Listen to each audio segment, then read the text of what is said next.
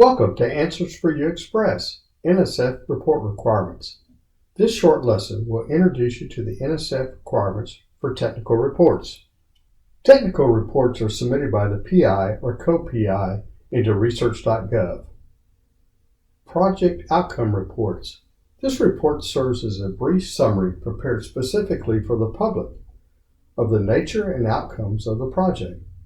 This description should be a brief, generally 2 to 3 paragraph summary of the project's results that is written for the lay reader. This report will be posted electronically by NSF exactly as it is submitted and is not approved by the NSF program officers. The project outcome reports must be submitted in research.gov no later than 120 days following the end date of the award. The report becomes overdue the day after the 120-day period ends if it has not been submitted by the PI. Annual reports are due 90 days prior to the end of the current budget period. For the first year budget period, the report will cover the first 9 months. For example, your project started on September 1st. Your annual report is due on or before June 1st. The final annual report is due 120 days after the end of the award. NSF sends reminder notices for all reports when they are due and when they become overdue. The Sponsored Research Office can run a report to show reports that are due and overdue via research.gov for all of the organization's NSF awards. The PI and all co-PIs have access to submit the reports.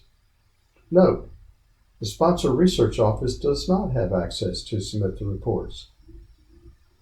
The annual and final report have to be approved by the program officer.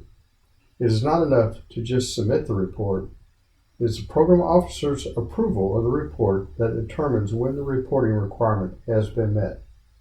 Submission of the final report signifies that the scope of work for the project has been completed and no further research activities need to be completed on the project. Submission of the final report, however, does not preclude the grantee from requesting any further payments for costs incurred during the period of performance.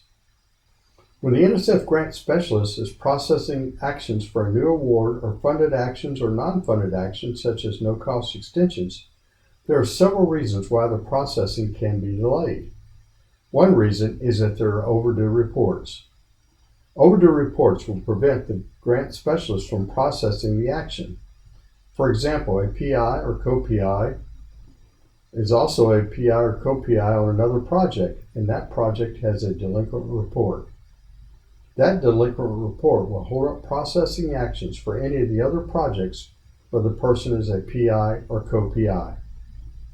If the awardee does not submit all reports within 1 year of the period of performance end date, the federal awarding agency must report the material failure to comply with the terms and conditions of the award to the Federal Awardee Performance and Integrity Information System, known as FAPIS. Being listed in FAPIS may impact receiving new federal awards. We hope that this presentation has provided you with a better understanding of the NSF reporting requirements and the importance of submitting reports prior to the due date.